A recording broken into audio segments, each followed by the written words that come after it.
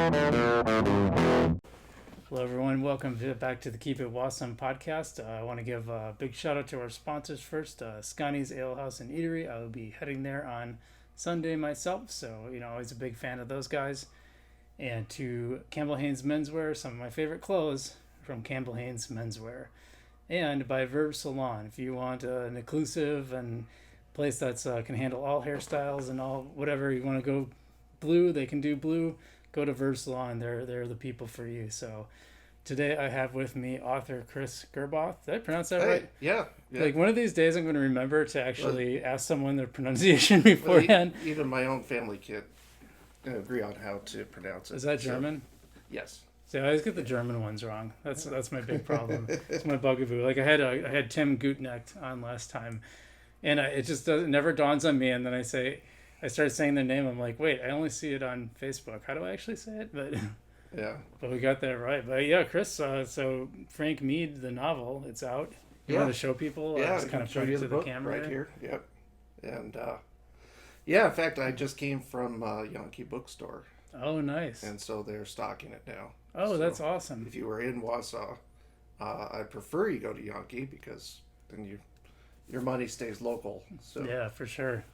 Well, that's really cool. I'm glad they're picking that up. I just finished the book yesterday after I saw you at Red Eye. No pressure. Well, I only had, what did I have, about 25 pages left? So, I mean, I was pretty close to the end, and I really liked the way you wrapped it up. But, yeah, the book's great, man. Well, thank you. Yeah. So I was reading a little bit. It sounds like this was kind of a COVID project. Is that, I mean, obviously you've written plenty before. It's not a new thing for you. But. Yeah. I would say the story actually had its genesis in 1991, I think.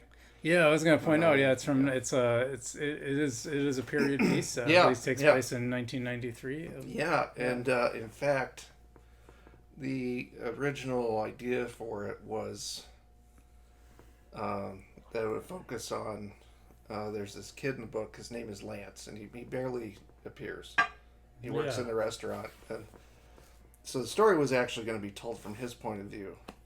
And the only problem with that is as I got older, then I realized, well, I should probably tell it from an older like someone closer to point of view. And so it really becomes sort of a middle-aged man love fest. So you were Lance in 1993? Pretty close. Yeah. Yeah.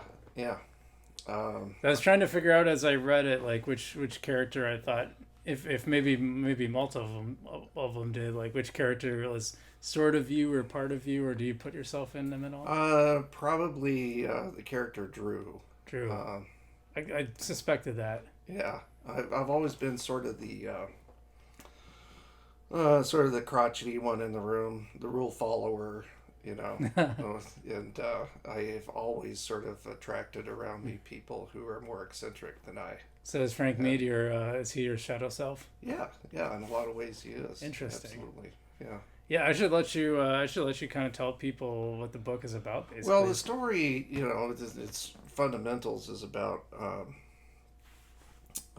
It's actually based on a premise that is based on a real person. So there was a guy by the name of Dean Reed, who ended up. He's from Wheat Ridge, Colorado, which at the time was a small town. In the early 60s, he went out and he rubbed shoulders with people like Ricky Nelson and, that whole doo-wop crowd and stuff like that. And it's really Frank Meade's story. He became disillusioned. He went to South America. He went to Europe. In Dean Reed's case, he ended up living in East Germany, and he became the Red Elvis. Interesting. Literally. So he made movies, made records, and went out touring and everything to adoring screaming girls, all behind the Iron Curtain.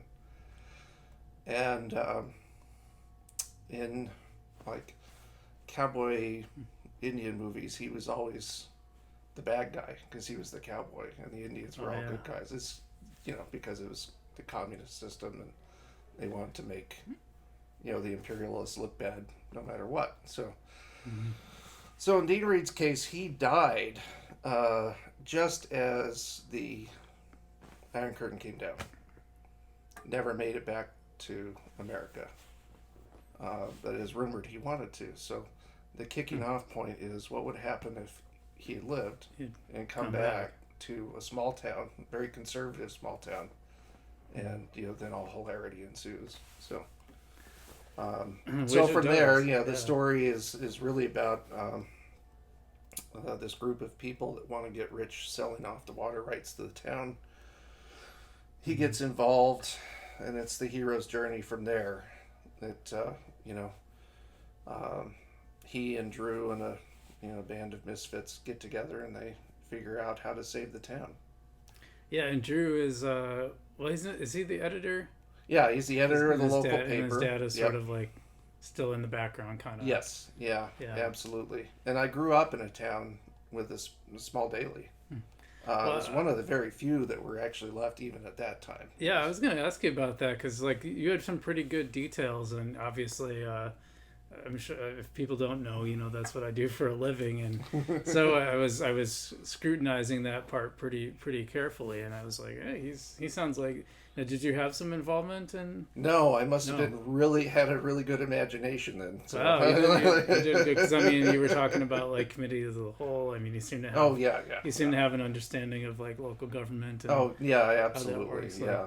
Yeah, there wasn't anything that like seemed like totally out of whack. Like the only part I found that I thought maybe was, then I actually changed my mind because I remember some daily newspapers do it differently. But like with City Pages, you talked. There's one part where you talk about like whatever it is, they need some ad or something to go up another 2 pages. Yeah. And like City Pages, you always have to go in blocks of 4. And because typically it's like one full sheet is like 2 pages on the one side, 2 pages on the other. But then I remembered there are some papers that do like half sheets. Right. So I was like, okay, so he's safe there. Yeah. No, Rocky Ford Daily Gazette was a tabloid. So, if they sold a full page ad, which they never did, by the way. Yeah. But if they sold one, then they'd have to come up with copy. They'd find a way to do it. Yeah. So. Mm-hmm. Yeah. So, where did you come up with the idea for this water? Because even on the cover, I didn't really get the cover until I started getting into the novel. I'm like, oh, I get it now. Right. Yeah. So the cover is the Arkansas River. And then this would be fields on either side. Is Oxford a fictional town that's based on, and it's based on the town that you had referenced? It's based on the town that I grew up in, which is actually called Rocky Ford. And, but it's an amalgamation of a lot of small towns, and, anyone who's grown up in a small town or, will see a lot of parallels to, their own experience. So, but yeah, the cover is really, I had a very interesting experience. I never flew in a plane until I was 19 years old. And I think it was probably in my 20s I was flying from one part of the country to the other. And I actually flew over the Arkansas Valley in Colorado. And on either side of it, it's all dry rangeland. And then you see this strip of green that just kind of snakes its way eastward, all the way through Oklahoma and everything else. So it's really kind of interesting. It's different perspective you get. And when you're a kid growing up there, that's your whole world, right? Right. It's about 3 square miles, and it's the rest of the world may not exist. So how small was the small town that you grew up in? 3,000. 3,000 people. Yeah. So it's like for Wisconsin folk. Well, it's bigger than Rochelle because Rochelle's like 500. It's like Amherst-ish. Yeah, I would say. I don't know why I'm going to Portage County towns. I think there's probably a lot more going on in Amherst than there ever was going on in my hometown. You think so? Yeah. It's 3,000, but probably a lot of farming and such. Yeah. It's one of the things that happened when I was a young kid was we had the American Crystal Sugar Company there, and they closed down in the late 70s, and that decimated the town. Population dropped in half, where there were 600 kids in the high school, then there were 300, and so it didn't take very long at all. And since then, it's like a lot of small towns in a lot of parts of the country. It's struggling to remain viable as a town, right? Because there's and provide any sort of basic services, like water, sewage, you name it. And, it's just really, really interesting to watch that sort of progression. And knowing that I actually lived through part of it. So. Yeah, I was surprised at the level of detail in the novel around a lot of the stuff that, like the journalism part, and then the water rights part too is really interesting. Did you do a lot of research? Yeah, on so that? water is really important. When you get past the like the middle of Kansas, the country dries out. There is no natural water just sitting around. Yeah, we probably took not that like we have here. Yeah, I was gonna say we probably took that for granted here in Wisconsin. A lot. And so other than the natural rivers and a few natural lakes like up in the mountains, all the water is essentially privately owned. And so it becomes a big deal in terms of access to it, what it gets used for. I kept thinking of the Nestle CEO who wanted to like privatize water, like Right. stream. Yeah. Well, and of course they do that in other parts of the country. Nestle, does in California, where they're pumping it right out of the aquifer and paying, 3 cents on the dollar for it or whatever. But, Right. Because they're there. And so water is a very important part of it. And again, it's just something I grew up with. I grew up 2 blocks away from the Rocky Ford Canal that ran right through the middle of town, and so the sense of place was very comfortable for me.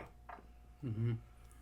Yeah, I mean it really comes out in the novel. So Warren, Warren's kind of the main bad guy of this, from what I gather. The other two seem like lackeys, or kind of they're kind of like his little gang. But did you model him after anybody? Oh yeah, I mean, like any town, we have the landed gentry, right? Yeah. And they're the ones that've been around for 3 or 4 generations, and in a small town, they're more visible. Yes, absolutely. And I think the point I made in the book is that their great-grandparents did all the work. Right. Yeah. And it's not like, a lot of these guys don't work hard, but, the fact is that, their great-grandparents dug the canal. They own the water. And if you own water, then you basically, you control everything from there, so... Have you found that part, has that resonated with people around here, or do they not understand it because the water is much more... Yeah, I think, when I mention water, there's sort of a nodding, but it really is a foreign concept unless you spend a lot of time in the West to understand how critical it is. Now, it's starting to get into the national news. I read in the New York Times just a couple of days ago about farmers in... Northern California, basically selling their water instead of using it, because it's worth more to them to sell it to someone downstate than it is to dump in than it crops. is to grow rice with it. Right. Wow. Yeah. So, and I'm not a big there's nothing in the book that is overtly political, other than there are just some bad people that I don't like, and so I make them bad. Yeah, and, of course. There's a little bit of, a finger in the face of Although any coincidences or any representations are coincidence. Yes, exactly. Disclaimer. Yeah. And there's nothing really in there about knocking people over the head about climate change, although climate change is sort of central to what's going on. And even in the early 90s, we knew it was going to be a problem. What's so interesting about climate change is that it, like a lot of things, I think people sort of consider these things like immutable in the sense of, this was always a left-wing issue or this was always a right-wing issue. And climate change was actually pretty bipartisan until the New York Times, speaking of the New York Times, they had a really interesting history of climate change and legislation, and it was a very bipartisan issue, but then something was happening outside of climate change where one party would have gotten a win and the other one didn't want them to have it, and then it kind of snowballed into the right being super against climate change and not believing it, and the left making it their kind of flagship issue. And the same thing happened with environmentalism in the 60s. It was almost the left at the time considered environmentalism almost passe, because it was like they just saw it as right-wing people keeping their hunting and fishing grounds. Right, yeah. And then that whole thing kind of flipped too. And Yeah. I think probably people like Rachel Carson and Silent Spring and some other influential people probably changed that conversation. But it makes you think, like, if it can be so flipped on from different political viewpoints, like maybe there's something to it. Well, absolutely. And then where the rubber hits the road is when it starts fucking with people's lives.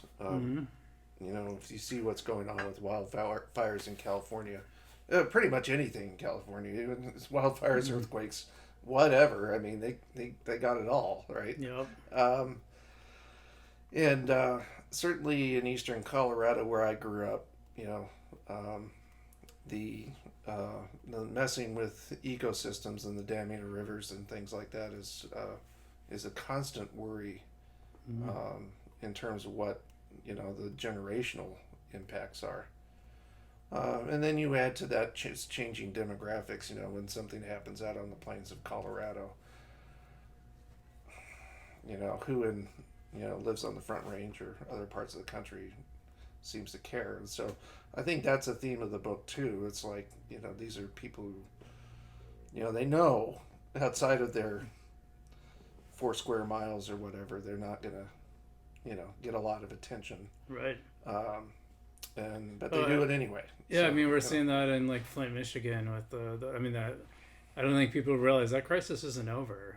Yes. I was just seeing today, like, some people, unfortunately, like, the mainstream media kind of, like, lost interest in it, but there's some independent journalists that are still covering the story. Like, some people were posting they got all these, like, scabs on their arms and all over their body from, like, the water because it's so contaminated still. And now there was a bunch of, someone just uncovered a bunch of corruption up there where the governor was taking payouts and stuff. Like, yeah, absolutely. It's crazy. I thought it was interesting that even, like, that report about like skiing and mountain biking at Rib Mountain that this consulting group did, like, climate change was a pretty important part of their planning. They're saying, hey, like, the ski season's probably gonna have to start planning for 3-month seasons, right, instead of 5-month in 20 years, and that's with snowmaking. Well, look at last March. Yeah. I mean, I actually I was going to pay the kid, next door like $150 for the month, and he would have made out like a bandit last March, because I don't think we got more than a light dusting or two after the 1st of March, and that around here is unheard of. So. Oh yeah, well, I remember when I was a kid, like, this place, like, the question was always, would you have snow on the ground before December 1st or after? Mm-hmm. Like, now it's like January, you're still waiting for it. Yeah. I mean, it's crazy how much it changed in that short amount of time. Yeah, yeah. Mm-hmm. It's because I bought an expensive snowblower this year. Oh, that'll do it, yeah. Yeah. Well, I used to really be into cross-country skiing, and I'm just starting to wonder if that's even realistic anymore. Yeah, you have to really wonder. And so, of course, what we're seeing around here, short... Oh, yeah, we get canceled every so often. Okay, we have to... Let's have to uncancel it. You probably saw it, huh? Oh, I don't know. The mood lighting is kind of sexy. So, yeah. Here we go. Yeah, so, shorter, less cold winters out here just means drier out west. And so that's all kinds of things go along with that. We talk about the salinity of the river in the book. Oh yeah, and that's a big part of it. As flow decreases, evaporation increases, salinity increases, and that has all kinds of ripple effects. So I should go back, like, and I think you and I have talked about this before, but when did you start writing? When did I start writing? Yeah. As far as fiction is concerned, I would say. I really didn't start writing until, I would say seriously writing until probably I was 43 or 44.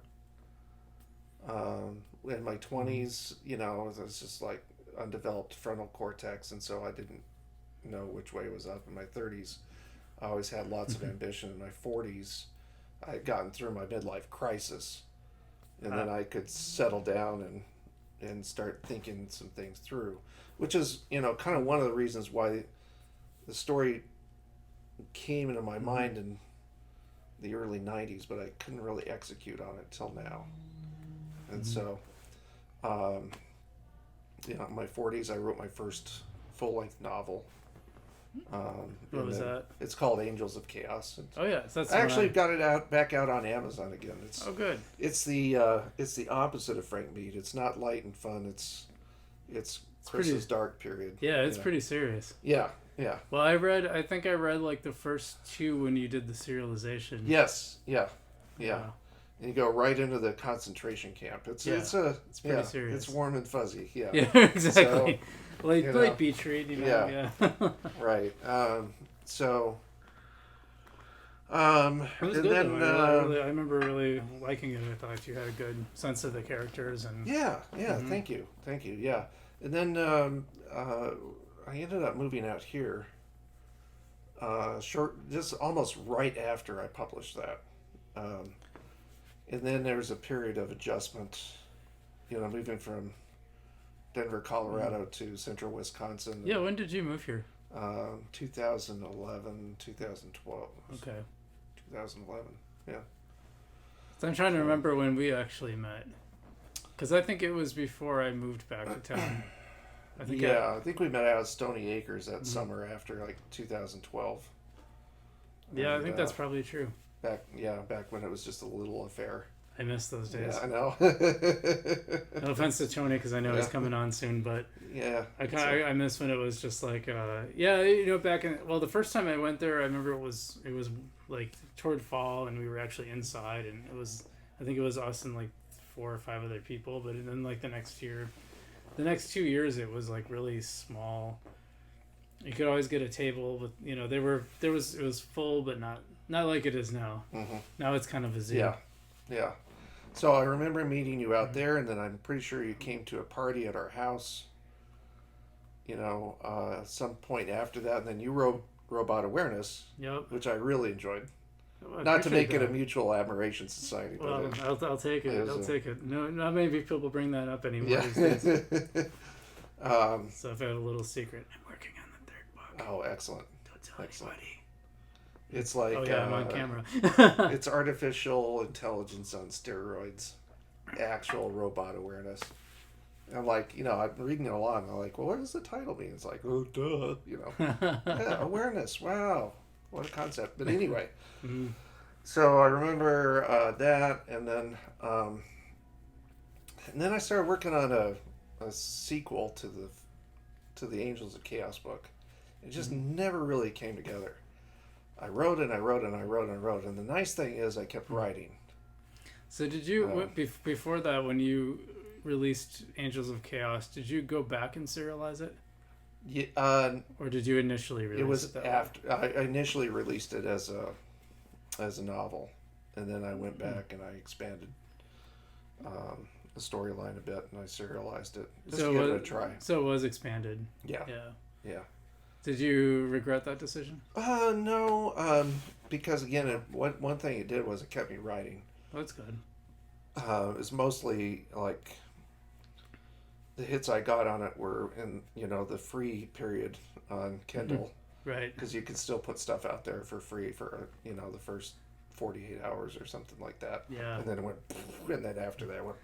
So the only reason I bring that up is because the whole reason I did Robot Awareness as like a 4-part thing is because that was the serialization was kind of the rage at that time. It was. And there were a bunch of authors that had pretty good success with it. Yeah.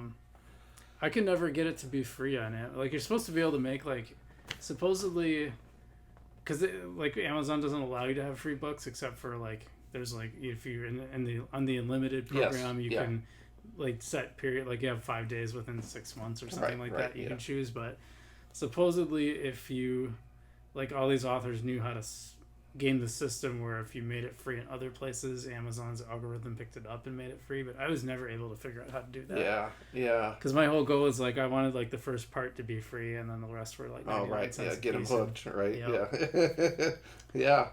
Yeah. What I found was that when it's free, people pick it up. When they have to pay the 99 cents, it's it's a different story. Yeah, they'll pick it up and like, will they read it? I don't know. I still have a bunch of free books I picked up back in the day that I never. Yeah. I know they're still sitting in my Kindle. Somewhere. Yeah, absolutely. I mean, you put value on what you pay for. So this time I was really straightforward. $11.99 for the paperback, $4.99 for the ebook, and That's a good price. I think that's reasonable. yeah. Yankee said it was a good price point. So good. Yeah, I thought it was too. Yeah. So did they have to have? I know I'm skipping around a little bit, but did they have to have like the ISBN number and all that? Is there like a specific process for the bookstore where they're just like, cool, give us? Yeah. I mean, you can't walk in there saying I made this on Amazon. You're right. And here's a little barcode on the back that Amazon slapped on there. So it has to be legit. Its own ISBN. And how was the process for making the print version? It was super easy, and I actually used two different platforms. So I used Amazon for the ones that are actually sold on Amazon. There's a little caveat to that I'll come back to. The other platform I used was called Ingram Spark. And I feel like I've heard of that. Yeah, it's I think the quality is similar and everything. It's just that with Ingram you can set it up, put your own ISBN on it, and you can walk into a bookstore legitimately saying, I didn't buy these off of Amazon, so that you can resell them, and that makes a big difference. Independent bookstores, make just a fraction of. Right. They make less than, well, maybe a little bit more than I do on each book, and so there's not a lot of pie to slice, and so they don't want to be sharing it with Amazon. Did you make a print version of Angels of Chaos or no? Yeah. Oh, you did? Yeah. Okay. Yeah. At that point, that was strictly through Amazon, because I didn't know about Ingram. So that's one thing I ran into a lot, is that a lot of people.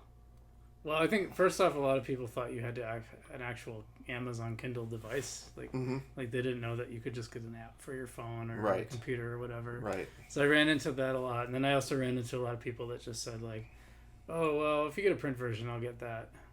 Right. And I think they like the idea of like having an actual physical book that someone they knew absolutely. made. Yeah, So. there people who just need to unplug from their devices, and the Kindle's just seen as another device. And did it get a lot? Did the process for creating a print book through Amazon, did it get a lot better between Angels of Chaos and Frank Meade? No, actually, it's pretty much exactly the same. Exactly the same. I would say that they haven't put any capital into the platform at all. It's just a cash cow that they're. Yeah, exactly. Yeah.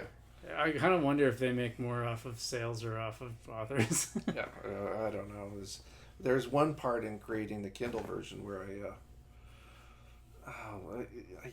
when I did Angels of Chaos back in 2012, I used my laptop, which was running Windows 7, and I downloaded this piece of software from Amazon that would convert the Adobe file into Amazon format. So this sounded very technical.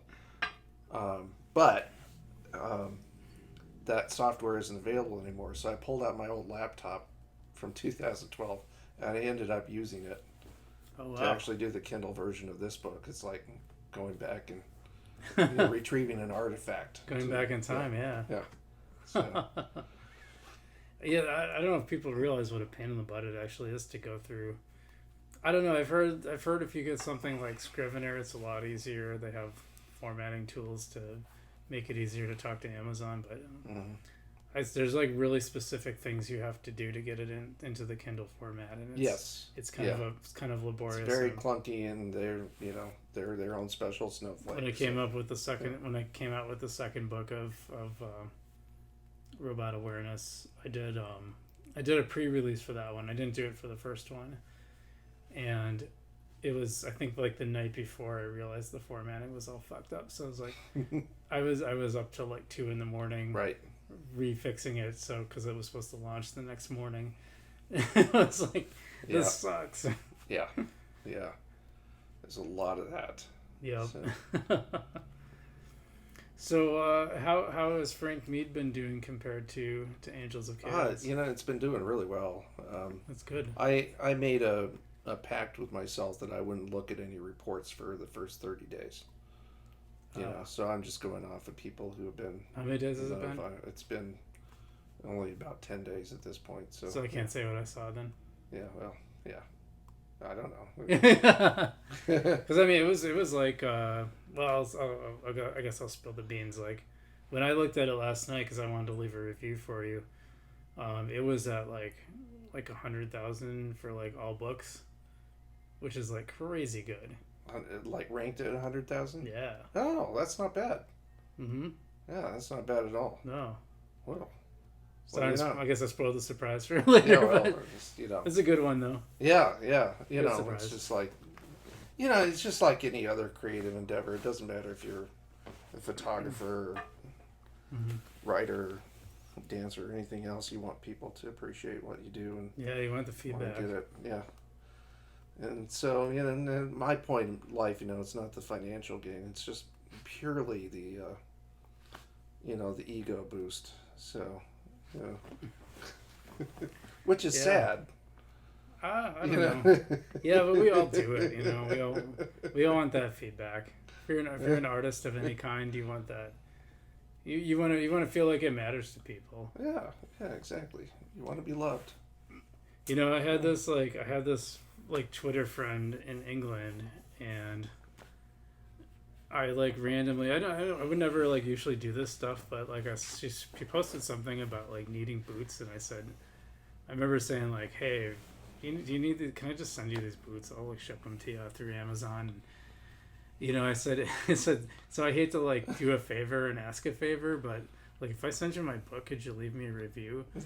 And she's like, yeah, sure. Like she was in the sci-fi. I think that's how we connected on there. So I was like, cool. So I just Book sent and her. Boots? What's that? Book and Boots? Is that Book and Boots? Wow. Yeah, Book and Boots. Look at Nice. that. So I sent her the book, and she left a review, and so she didn't pay for the book. I didn't get a sale off of it, but it was probably the best review I got. Yeah. Because like she got what I was trying to do. Right. And that was that just like it made me sit back. I'm like, oh man, you got what I was going for. Yeah. That meant a lot. Yeah, it really does. It really does. And you know, it's I know a lot of people are going to buy it, you know, to be polite, particularly friends and family. And so I'll never really ask them, well, how'd you like the book? Because they'll be like, well, it was interesting, you know. Oh, no, it was. Yeah. You know, I think I Definitely, had it here it somewhere. definitely was a book. Yeah. I know. Yeah. It had a lot of words. So I was really careful about that. And the one thing I did this time was really interesting and a lot of fun was I rounded up 12 beta readers. Yeah. So that's before, impressive, when by I the way. came out with probably like the third draft, and I ran off a proof, which was just riddled with typos, and the cover was just butt ugly, and it cost me more to mail these things out than it did to actually print the books, because I mailed them out first class. Yeah, but that's gone up a lot. Yeah, I so had to ship like a box somewhere, and it was like $48. yeah. So it cost like $5 to send an $11 book, but so the economics of it made no sense. But what I got back from them was pretty spectacular. I got back, here are the areas where I think, there's a break in your logic. I like this part. I think this character, could be developed a little bit more. And so I made some pretty substantial changes based on that feedback. But the one thing I got, because I did like a survey monkey, because I want to be all analytical about it. And the last two questions were, did you really enjoy the book? And they all either agreed or strongly agreed. And would you recommend the book to a friend? And they all agreed or strongly. So then I had a lot of confidence going into the last draft that, Nice. I might have something that people will actually enjoy reading. How much participation did you get out of 12? Out of 12, I got 12 because I also offered them a $10 Amazon gift card Oh, wow. to read and complete the survey. That's so probably what I should have done. there's a little bit of a carrot there. Because I finally did a beta read for the last short story I put out, and I had 5 people that I collected over. You tell people to write, and they're like, "Oh man, I'd love to help edit or help." Everyone tells you that, and when it actually comes time to do it, I had 5. So I had 5 people. I said, "Hey, do you guys want to do this?" And I had 5 people that said yes, and I think I got it back from 2 of them. Yeah. But I didn't bribe them, so that's probably Well, smarter. bribery's good, and It's good, I'm it just a mean old fucker. Oh, yeah. It's just like, I'm in their face. You know, I Bludgeon. gave them a deadline, and I said, you know, I'm going to give you 3 weeks to read 236 pages, and I know you're all smart, and I know you can do it. And so, in fact, Matt Stifler was one of nice. my beta Nice. readers, lives in our neighborhood. Shout out to Matt. Shout out to Matt. Love Matt. And so that was great, and really made a big difference. And then I have a couple people that I rely on. My wife is a great reader, great proofer. You know, she always calls me on my shit. So, Nice. you know, if something is ridiculous, she's going to point it out in the book or whatever. And then I have a friend named Lynn, who's a teacher who I worked with back in Colorado. And she teaches writing from 6th grade through college. And so she will take something, and she'll also call me on my shit. She'll say, you know, Nice. these 2 assassins in here, they're just clowns. You need to, you know, you need to work that out. Cause, They were a very interesting part of the book. So I'm curious what they were like before the changes. Before the change, they actually came from Italy to, so they were actually, ESL kind of situation, and I'm trying not to give too much away because, like, you know, I don't want to spoil the book for people. well, They really it involves Frank, who is the communist rocker who comes back to town. It involves his friend Drew, who is a gay man living in a small town, and that's very important to the whole plot. It involves a couple of were international assassins who became domestic assassins after Right. Lynn called me on my shit, and then an FBI agent named Penelope. So she didn't like the idea of them coming from Italy. She thought it was too outlandish. It kind of makes sense. Yeah, like, so- why would these like kind of local yokel Yeah, big man about town call Italy for an assassin? Like, right. yeah, okay, that's pretty legit. Yeah. But, you know, it also, I mean, one of the best gags in the book was, you know, when they're talking about the fancy leather shoes and the way that they do business as professional assassins. And one of the guys says, how European, Oh yeah. you know, so, because they have a work ethic, you know, and that's a big part of it, too. Well, yeah, this is a boots and jeans kind of country. Yeah, anyway. exactly. So someone, yeah. So maybe if you're going to make up assassins, you know, you gotta work with it. I like a little What you have. flourish though. You Yeah. know, I think that's good. Yeah.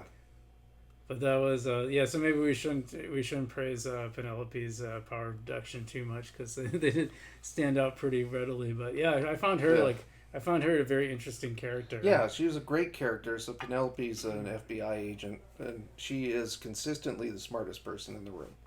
Mm-hmm. I think that's, you know, and my whole writing career, I've tried to write a strong female character.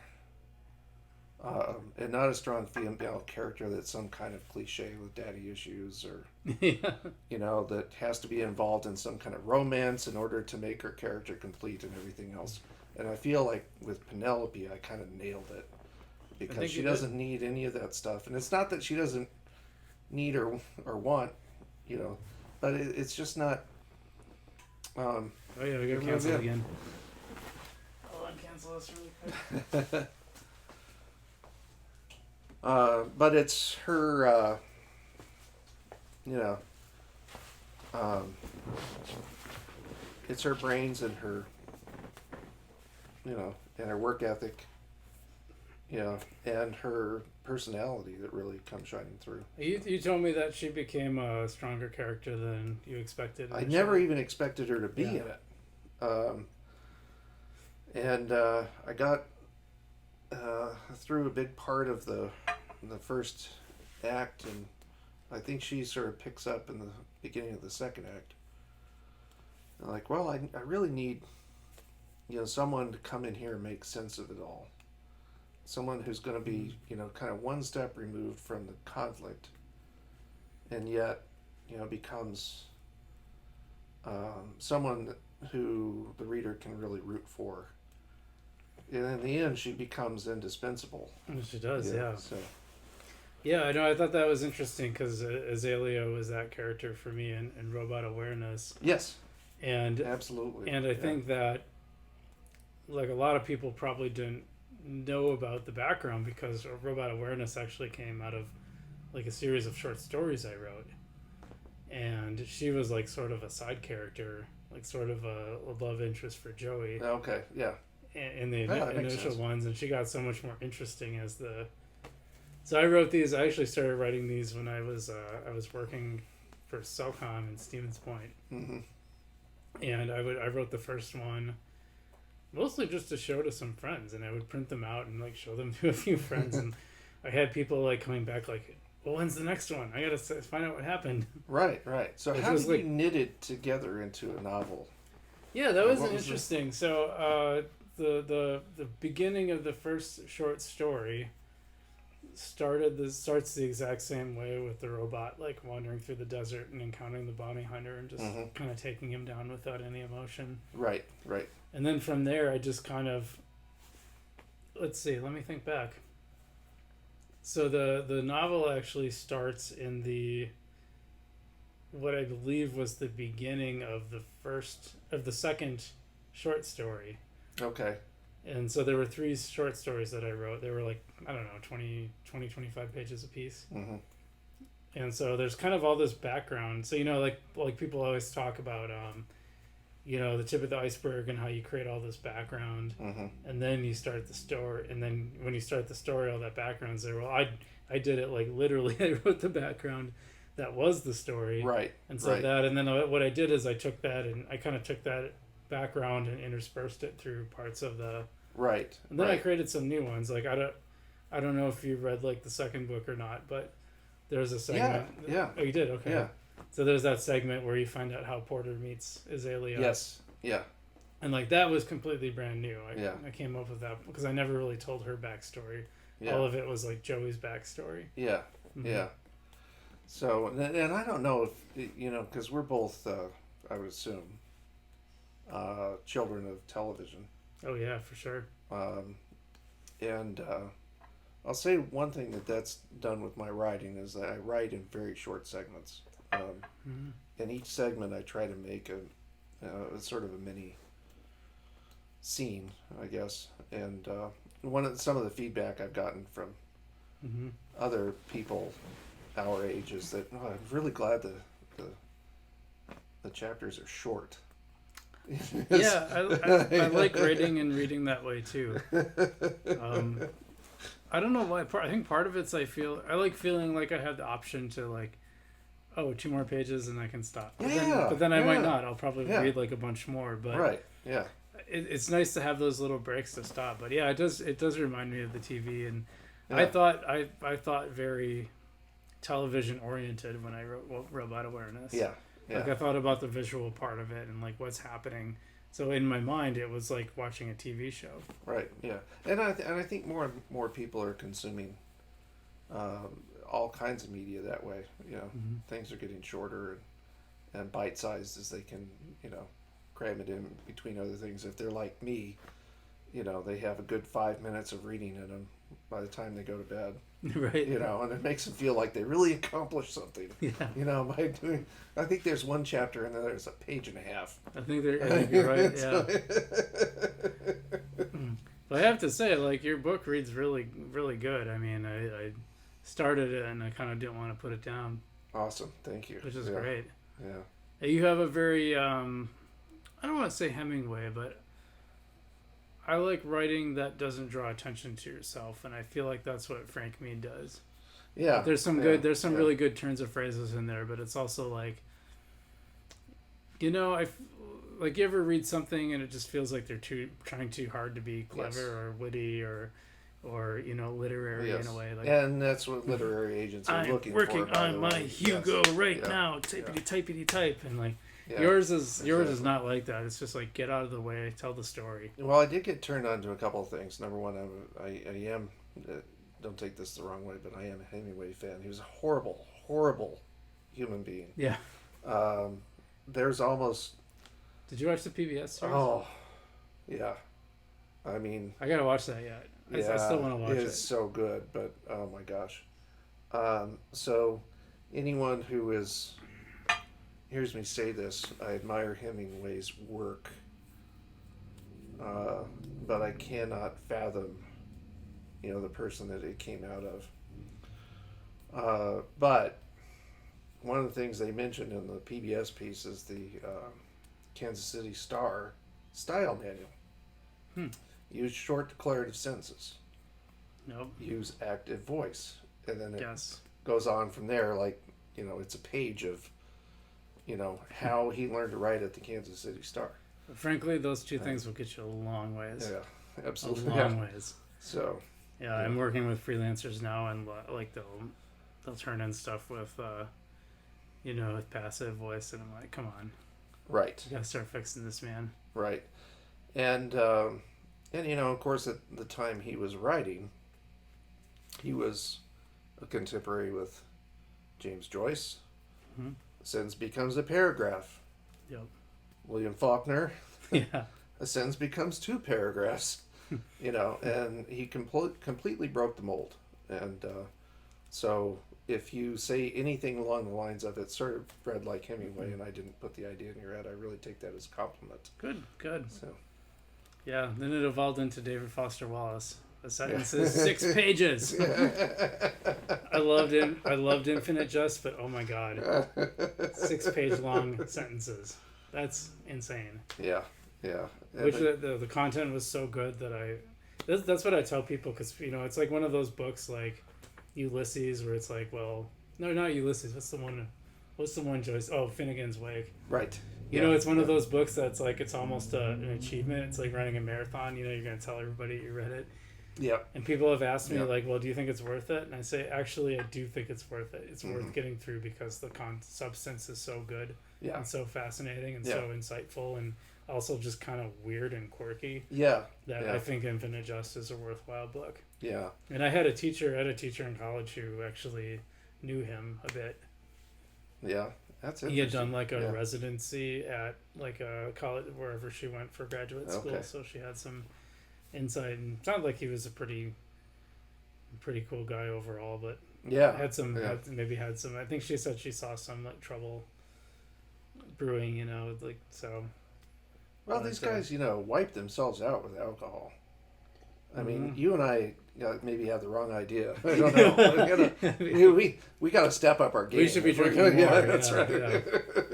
Maybe hardcore drugs. They might have to go in there. Yeah. But no, I really like that. I like the short declarative style.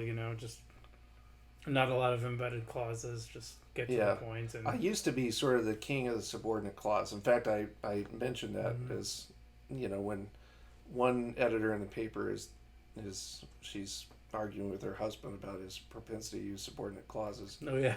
Everything was a comma, but, comma, and, comma, moving on.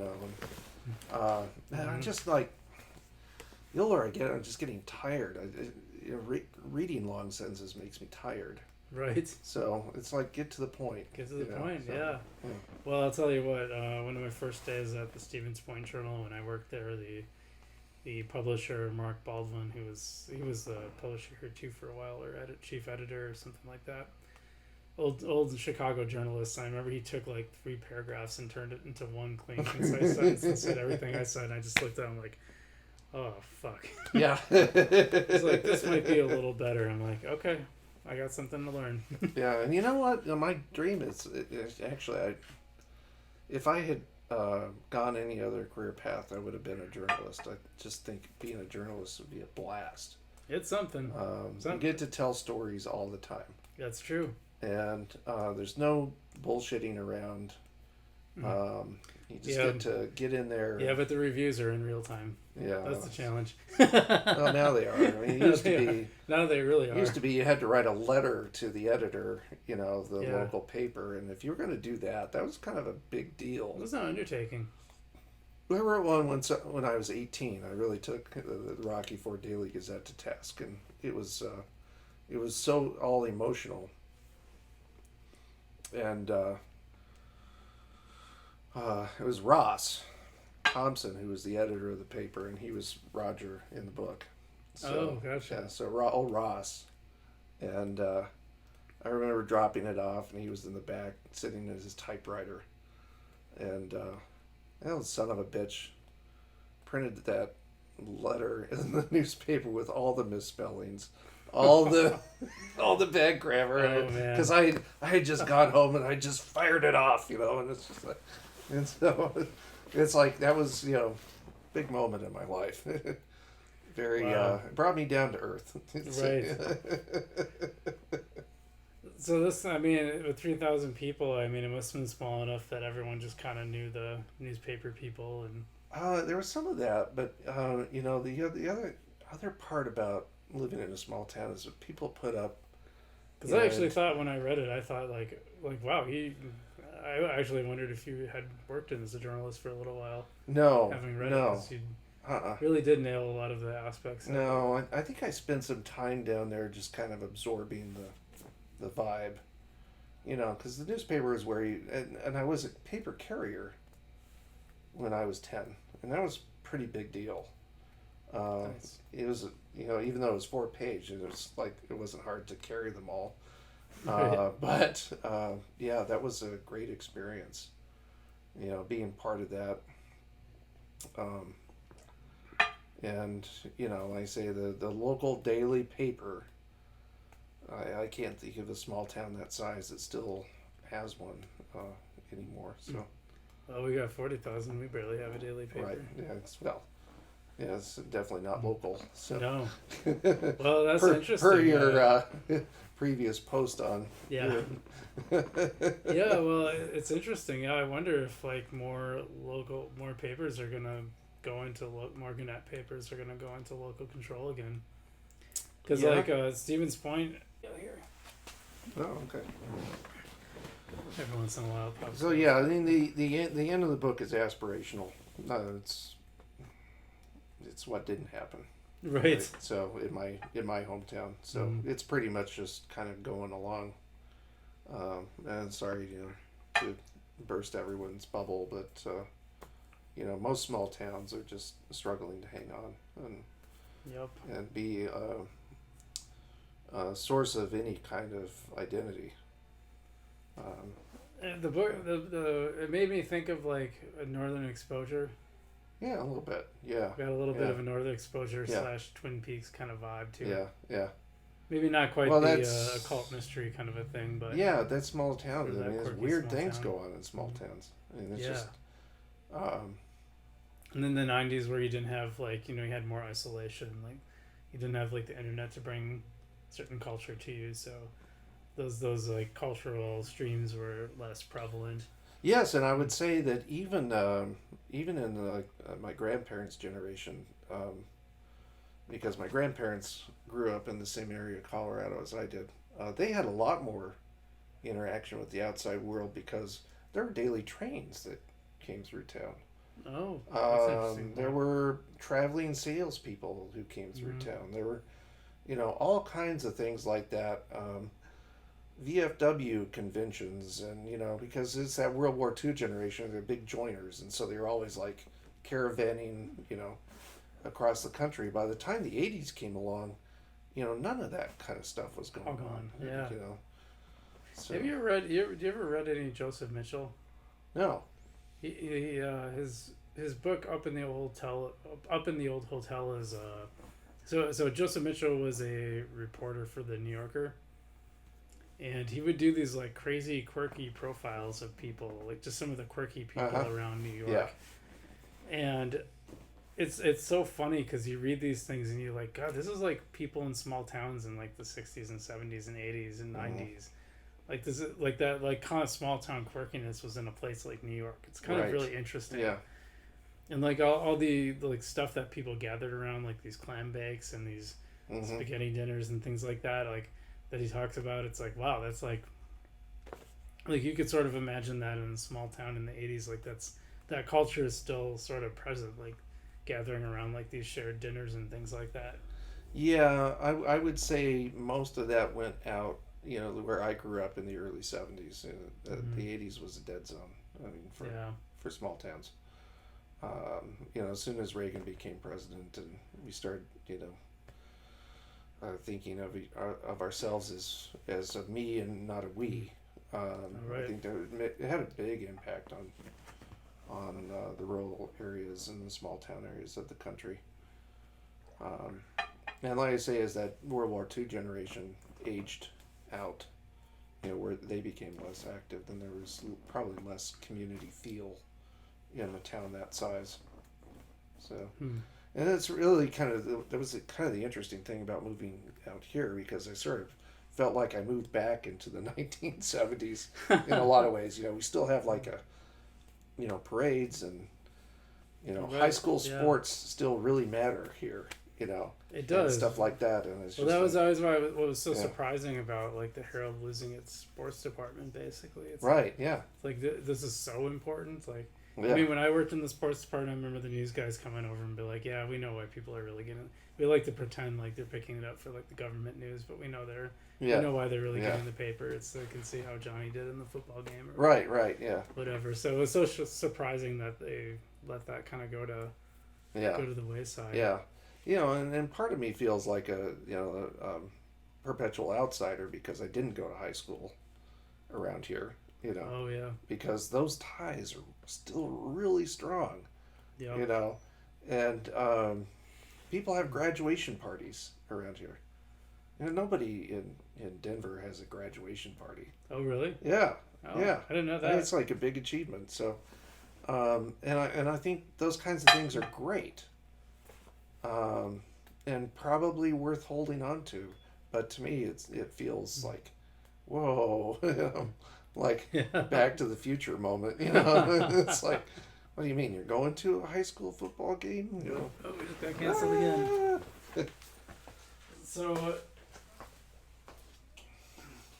So Penelope is a pretty strong character in the book, and it sounds like she may be the subject of the next one. Yeah, so the book, the setting is Oxford, and so I'm writing new stories, what I say, in the Oxford universe.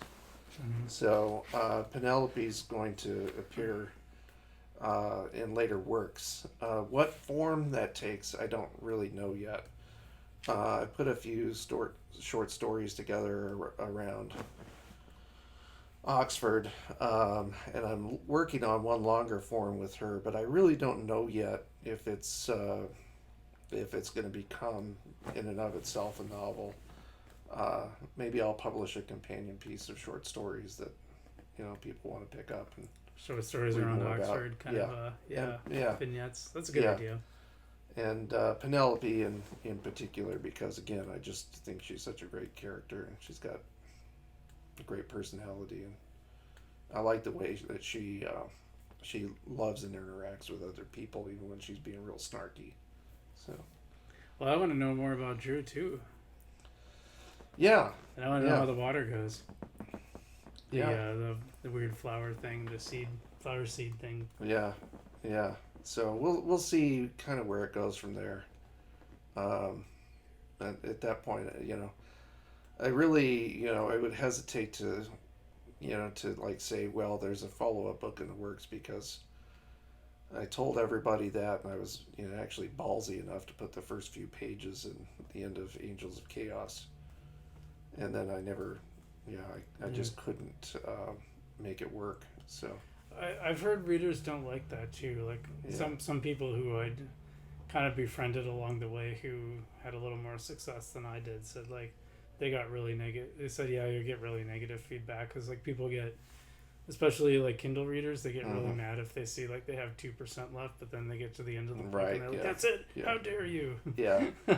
Yeah. And, I always looked at this one as kind of, if it's a one and done, that's fine.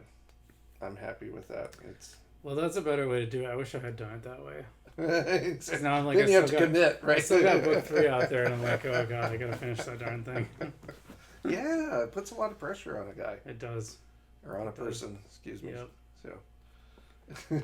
Cool. Well, maybe you could still like cap things off by just telling people where they can get the book or where they can follow you. And I really recommend that if you're in Wausau, you go to Yankee. Jane worked with me, and there's copies up on the shelf even as we speak. if you are not in Wausau, but you have a local bookstore, go and order it there. If you go to chrisgerboth.com, then there's instructions on, kind of what you need to tell them. But basically all you need to tell them is Chris Gerboth is the author, Frank Meade is the book, and they can look it up and they can order it. And that way your local bookstore gets a cut of the revenue instead of Amazon. Let's face it, Amazon has enough money. I don't know. I mean, Jeff Bezos could probably use a few more bucks. He could probably use a few more bucks. He probably has to go to space again. Yeah. So. Yeah. I know he's not he's not in Amazon anymore, but yeah. I'm sure he still has some equity in it. So now, having said that, I realize that there are few local bookstores out there anymore. All right, we're almost done. Wrapping up. 5 minutes. I'll give you 5. Cool. Yeah, I gotta get going. Cool. All right. 5 minutes. So there are very few local bookstores out there anymore, particularly for those of you living, some distance away from an urban area. Mm-hmm. And so Barnes and Noble, you can order it from there, Nice. or go straight to Amazon and get it either in paperback or Kindle. Actually, I think I make a little less money if you go to a local bookstore as an author, which is because I'm lousy at pricing these things. They're hard. But at any rate, I think it's important for multiple reasons to go to your local bookstore. Mm-hmm. And they're usually such nice people too.